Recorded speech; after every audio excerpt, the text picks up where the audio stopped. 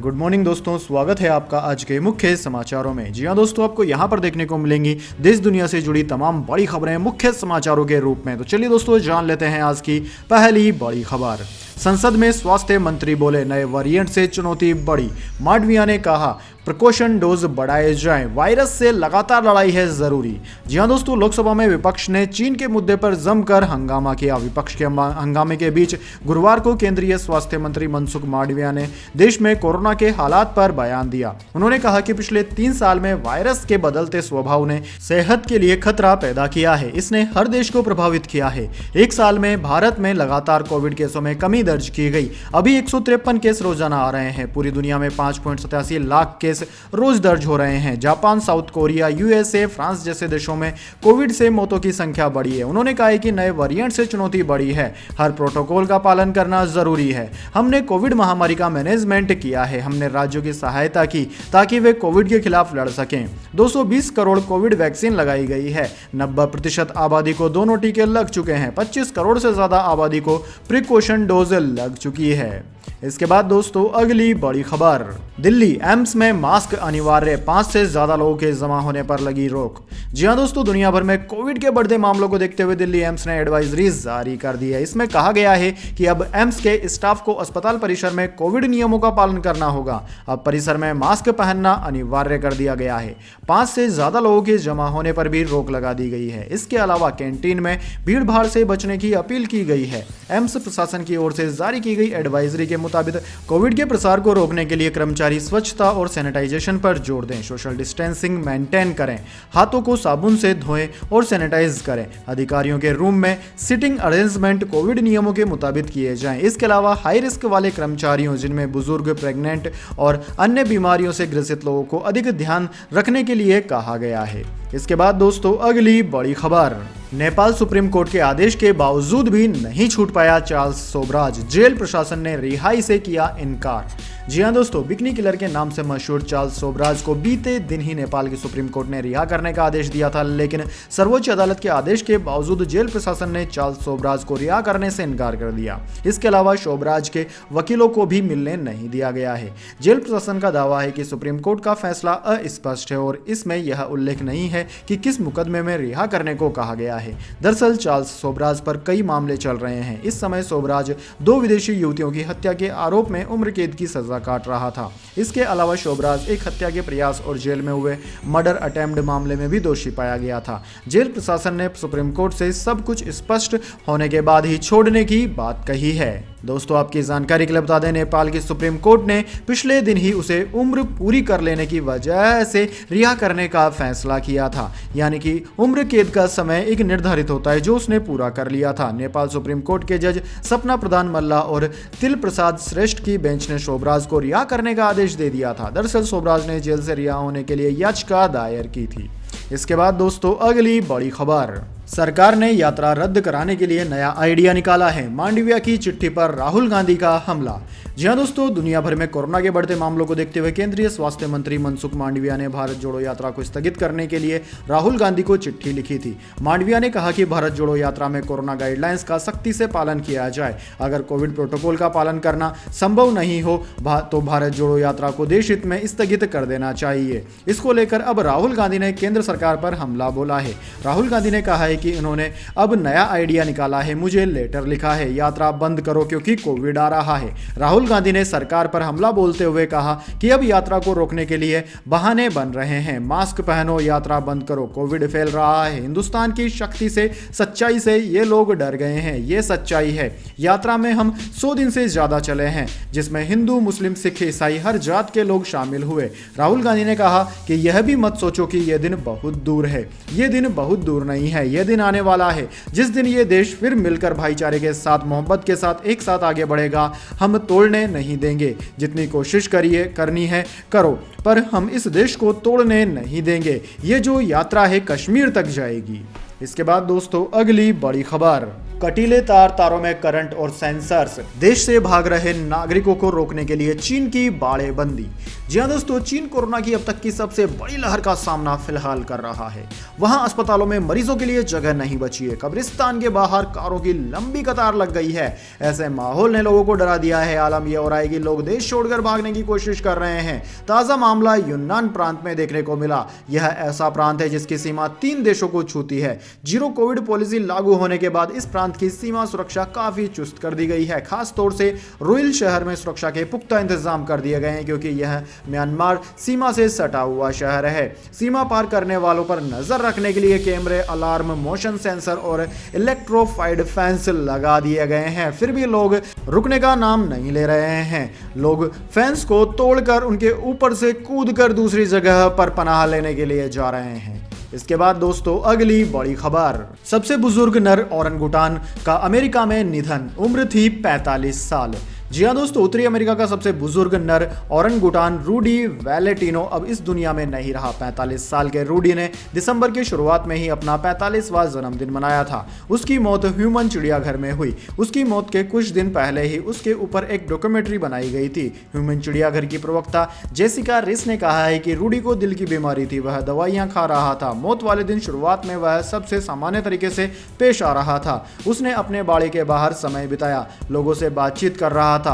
कहीं से भी उसके शरीर में या हरकतों में धीमापन महसूस नहीं हो रहा था, लेकिन बाड़े का ख्याल रखने वाले लोगों ने चिड़ियाघर बंद करते समय देखा कि उसके शरीर में कोई हरकत नहीं है। जेसिका रिस ने बताया कि उसने सुबह मुझसे रूटीन जांच के दौरान एक्स्ट्रा कुकीज की मांग भी की थी। कुकीज खाने के बाद वह सोने चला गया था।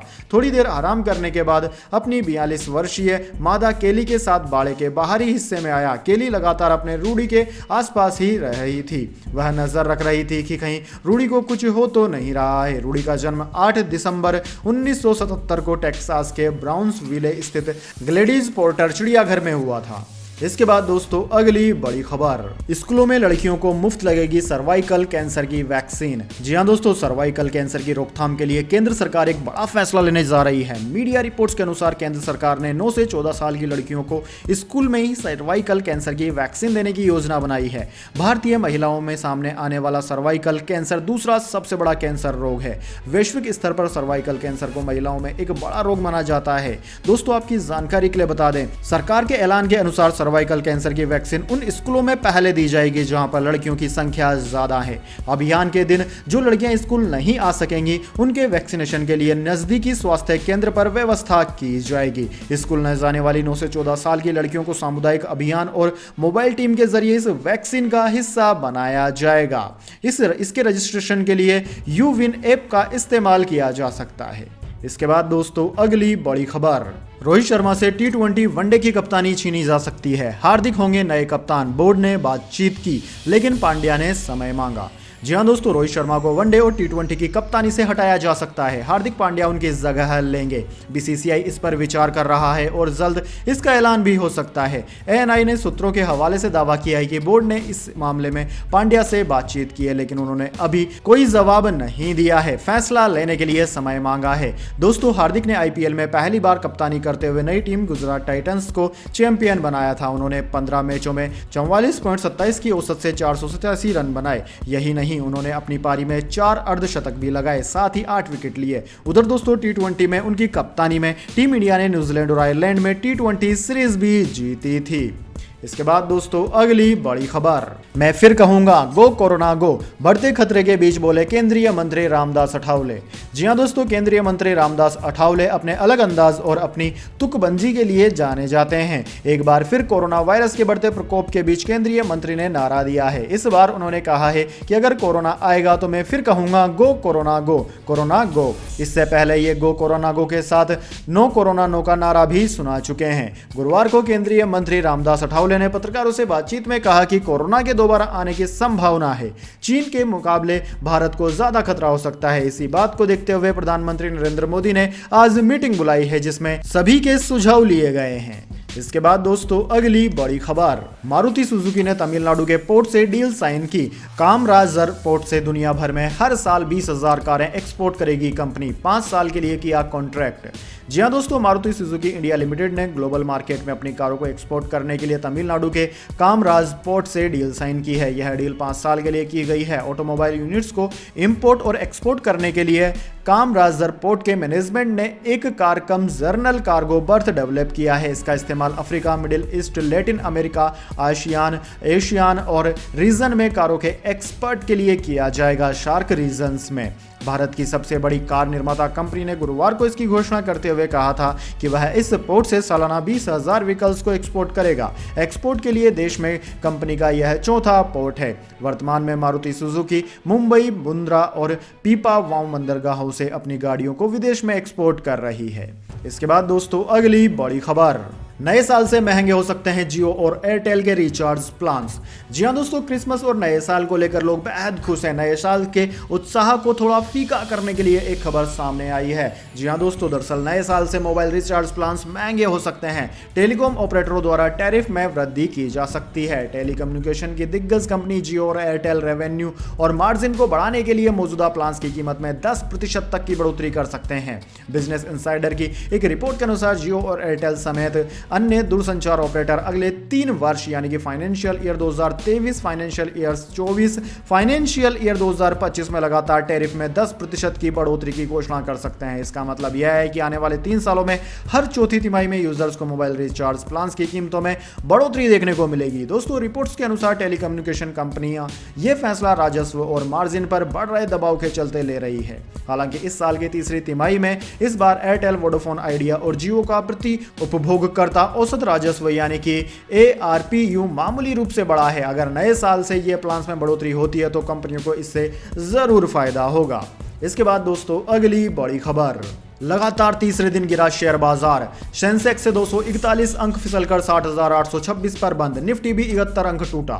जी हां दोस्तों, भारतीय शेयर बाजार में गुरुवार यानी कि 22 दिसंबर को लगातार तीसरे दिन गिरावट देखने को मिली। सेंसेक्स 241 अंक फिसलकर 60,826 पर बंद हुआ। वहीं निफ्टी 71 अंक गिरकर 18,127 के स्तर पर आ गया। दोस्तों, आज सेंसेक्स के 30 में से 24 शेयर्स में गिरावट देखने को मिली। इससे पहले 21 दिसंबर को भी शेयर बाजार में भारी गिरावट देखने को मिली थी। दोस्तों, बुधवार को सेंसेक्स 635 अंक लुढ़ककर 61,067 अंक पर बंद हुआ था। वहीं निफ्टी 186 अंक गिरकर 18,199 के स्तर पर आ गया। दोस्तों, आज के टॉप गेनर और टॉप लूजर शेयरों की बात करें तो टॉप गेनर्स में Sun Pharma, SBI Life, UltraTech, Cement रहे। इसके अलावा टॉप लूजर की बात करें तो इसमें UPL, महिंद्रा एंड महिंद्रा और बजाज फिनसर्व रहे। इसके बाद दोस्तों जाने अगली बड़ी खबर, लेकिन उससे पहले मेरी आपसे एक छोटी सी रिक्वेस्ट है। अगर दोस्तों आपको अभी तक हमारी न्यूज पसंद आई तो इसे एक छोटा सा लाइक जरूर दे दीजिए, और अगर आपको पसंद नहीं आई है तो बेशक आप डिसलाइक भी कर सकते हैं, लेकिन दोस्तों लाइक और डिसलाइक जरूर कीजिए, क्योंकि दोस्तों यही हमारी मेहनत का फल होता है और इसी से हमें पता चलता है कि आपको हमारी वीडियोस पसंद आ रही है या नहीं। तो चलिए दोस्तों जान लेते हैं आज की अगली बड़ी खबर। पहली पारी में बांग्लादेश 227 रन पर ऑल आउट हुई। उमेश अश्विन को 4-4 विकेट मिले। टीम इंडिया ने बिना विकेट गंवाए 19 रन बना लिए। जी हां दोस्तों, भारत के खिलाफ दूसरे टेस्ट में बांग्लादेश की पहली पारी 227 रन पर सिमट गई। जवाब में भारत ने पहली पारी में बिना नुकसान के 19 रन बना लिए हैं। पहले दिन स्टंप्स के बाद कप्तान KL राहुल 3 और शुभमन गिल 14 रन के निजी स्कोर पर नाबाद लौटे। फिलहाल मेजबान टीम 208 रन से आगे है। दोस्तों, पहले दिन मीरपुर में टॉस जीतकर खेलने उतरी बांग्लादेश की टीम की ओर से मोमिनुल हक ने सबसे ज्यादा 84 रन बनाए। उनके अलावा कोई भी बल्लेबाज बड़ी पारी नहीं खेल सका। मुशफिकुर रहीम 26 और लिटिन दास ने 25 रन बनाए। ओपनर नजमुल हसन शांतो ने 24 रन का योगदान दिया। दोस्तों, भारत की ओर से अनुभवी तेज गेंदबाज उमेश यादव और रविंद्र चंद्र अश्विन ने 4-4 विकेट लिए। वहीं 12 साल बाद टेस्ट टीम में वापसी करने वाले जयदेव उनादकत के हिस्से में 2 सफलताएं आई। उन्हें पिछले मुकाबले के man of the match Kuldeep Yadav की जगह टीम में शामिल किया गया है। उनादकत ने आखिरी टेस्ट 16 दिसंबर 2010 में खेला था। इसके बाद दोस्तों अगली बड़ी खबर, LPG प्राइस हाइक। नए साल में मिलेगी महंगाई से बड़ी राहत, घट सकती है घरेलू एलपीजी गैस सिलेंडर की कीमतें। जी हां दोस्तों, नए साल में आपके लिए खुशखबरी का ऐलान हो सकता है। नए साल में खाना पकाना काफी सस्ता हो सकता है। माना जा रहा है कि सरकारी तेल कंपनियां नए साल में रसोई गैस के दामों में कटौती का ऐलान कर सकती है। दरअसल दोस्तों, कच्चे तेल के दामों में इन दिनों भारी कमी आ गई है, जिसका फायदा सरकारी तेल कंपनियां एलपीजी गैस सिलेंडर के दामों में कटौती कर उपभोक्ताओं को दे सकती है। मौजूदा समय में राजधानी दिल्ली में 14.2 किलो वाले एलपीजी सिलेंडर की रिफिल कराने की कीमत 1053 रुपए है। कोलकाता में 1080 रुपए, मुंबई में 1052 और चेन्नई में 1068 रुपए है। दोस्तों, पटना में 1151 रुपए चुकाने पड़ते हैं 14.2 किलोग्राम वाले घरेलू एलपीजी सिलेंडर के। ऐसे में माना जा रहा है कि आने वाले समय में घरेलू एलपीजी सिलेंडर की कीमतें कम हो सकती है।